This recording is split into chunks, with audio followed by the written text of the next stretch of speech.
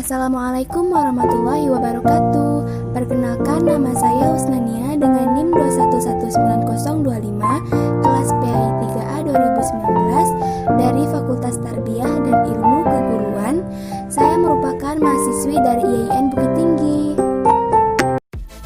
Tujuan saya membuat video ini diperuntukkan untuk memenuhi tugas akhir pada mata kuliah Manajemen Pendidikan dengan dosen pengampu Ibu Sitorahmana MA. Baiklah, langsung saja kita masuk ke videonya. Kita masuk kepada soal yang pertama. Pendidikan di Indonesia terkesan lebih mengedepankan teoritis daripada aplikatif. Dampaknya, peserta didik lebih banyak menghafal materi saja. Jadi, bagaimana sistem manajemen pendidikan yang seharusnya diberikan kepada peserta didik, sehingga peserta didik tidak hanya memahami materi secara komprehensif saja, tetapi juga dapat mengaplikasikannya dalam kehidupan sehari-hari. Nah, menurut analisa saya, tanggapan yang dapat saya berikan pada pembahasan ini yaitu perlu adanya perubahan pada sistem pembelajaran yang mana tadinya lebih mengedepankan materi, kemudian dirubah seperti presentasi yang digunakan itu dapat dilakukan dengan cara 20% itu diberikan untuk materi dan 80% itu diberikan untuk praktek. Kenapa saya lebih mengedepankan praktek di sini? Karena pada nantinya seseorang itu akan dilihat dari skill ataupun keterampilan yang dimilikinya, tidak hanya sekadar teori saja. Dan hal yang dapat menunjang dalam proses pelaksanaan manajemen seperti ini yaitu dari segi kurikulum yang berlaku di Indonesia pada saat sekarang ini, yakni kurikulum 13, yang mana dalam kurikulum 13 ini peserta didik itu dituntut untuk aktif baik dari segi pengetahuan, keterampilan maupun potensi yang dimiliki peserta didik.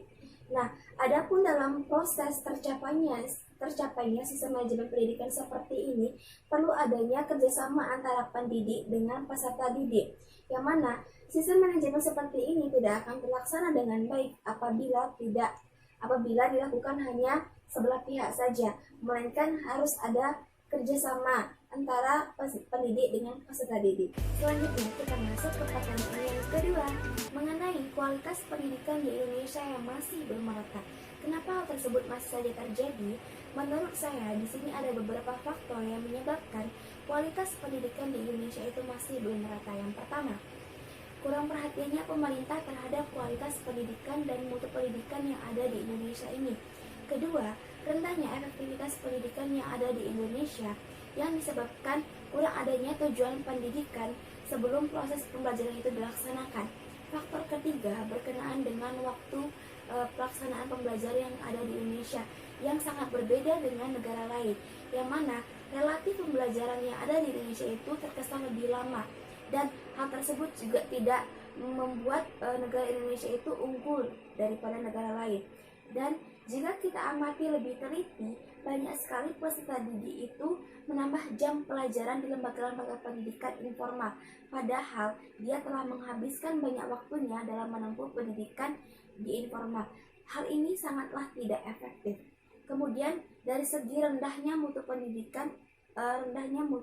tenaga pendidikan yang ada di Indonesia, yang mana banyak sekali guru itu ditempatkan yang tidak sesuai dengan bidang kompetensi yang dimilikinya. Contohnya, seorang guru yang lulusan bahasa Indonesia itu ditempatkan atau ditugaskan untuk mengajar pada mata pelajaran matematika yang tidak sesuai dengan kompetensi yang dimilikinya, sehingganya proses pembelajaran itu tidak berjalan dengan efektif karena guru juga tidak memiliki keterampilan di bidang tersebut. Nah, bagaimana solusinya terhadap kualitas pendidikan di Indonesia ini yang masih belum merata? Yang pertama yaitu peran pemerintah terhadap peningkatan mutu kualitas pendidikan yang ada di Indonesia, baik itu mutu pendidikan, mutu guru, mutu peserta didik, dan hal-hal yang berkaitan dengan lembaga pendidikan itu sendiri. Kemudian selanjutnya yaitu dari segi lembaga pendidikan yang harus menempatkan porsi tenaga pendidik sesuai dengan porsi yang dimiliki atau yang diembannya, tidak sembarang menempatkan potensi yang tidak sesuai dengan bidang tenaga pendidik itu sendiri. Nah, selanjutnya dari segi pendidik itu harus bisa mengayomi, membimbing, serta mengarahkan peserta didiknya ke arah yang lebih baik lagi. Jadi, guru itu harus dapat mengayomi peserta didiknya itu menjadi lebih baik lagi. Nah, selanjutnya dari segi peserta didik, yaitu peserta didik harus dapat mematuhi serta mentaati apa-apa yang ada dalam peraturan yang ada di lembaga pendidikan. Nah, jadi pada intinya itu harus adanya kolaborasi atau hubungan ataupun kerjasama antara baik itu pemerintah, lembaga pendidikan, pendidik, kemudian peserta didik, guna tercapainya sistem manajemen pendidikan yang baik.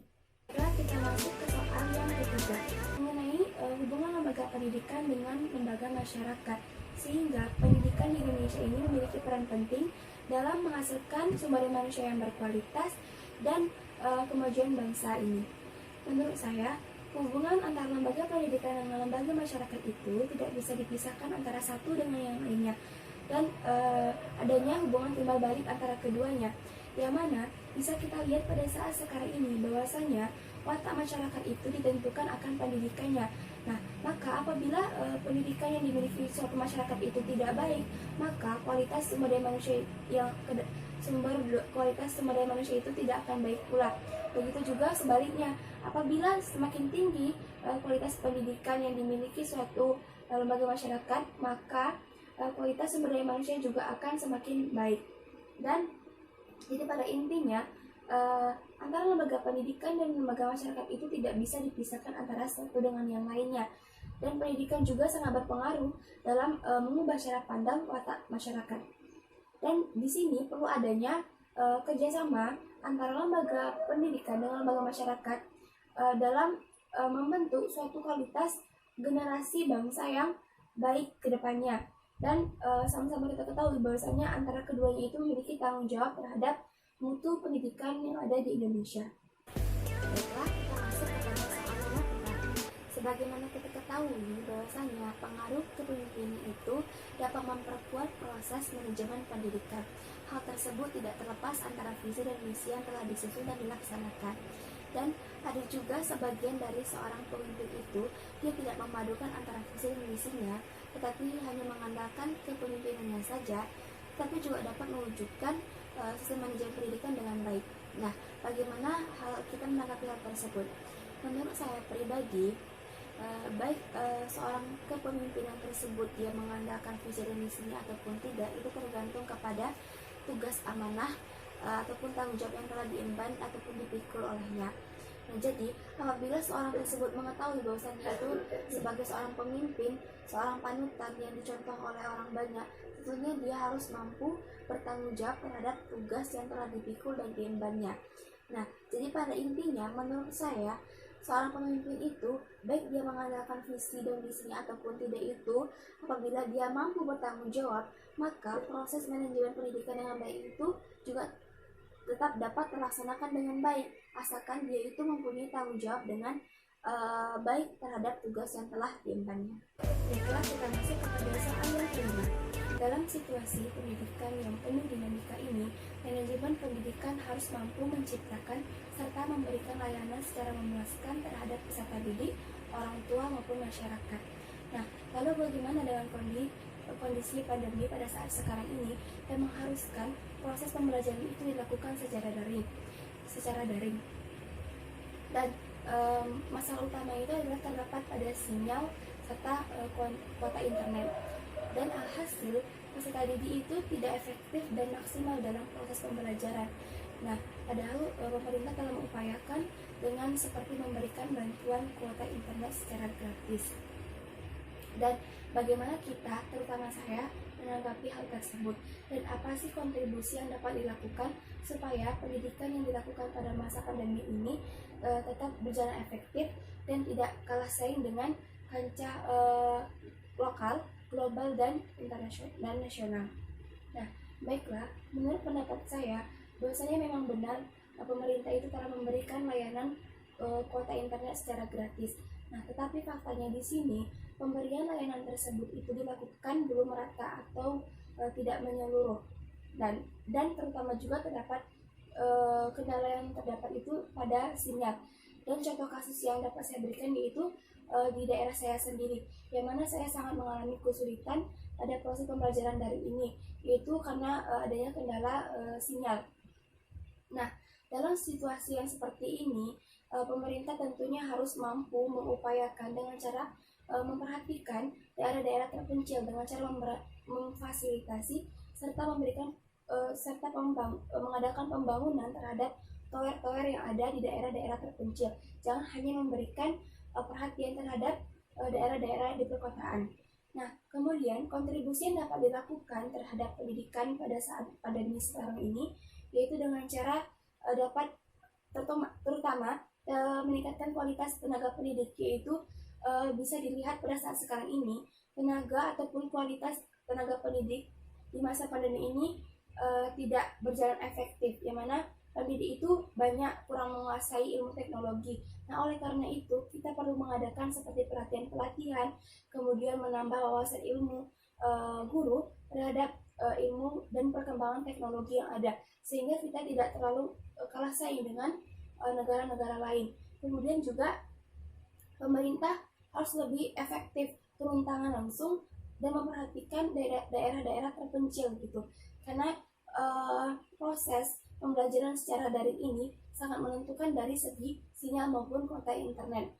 Dan tentunya kita melihat bahwasanya kualitas pendidikan yang ada di Indonesia ini, mutu dari kualitas pendidikan pada saat sekarang ini sangat kurang. Oleh karena itu perlu adanya kerjasama antara pemerintah, lembaga pendidik, kemudian pendidik serta peserta didik dalam mengupayakan sehingga proses pembelajaran dari ini tetap berjalan secara efektif, meskipun proses pembelajaran itu tidak maksimal sebagaimana proses pembelajaran yang dilakukan tatap muka. Baiklah, sekian dari saya.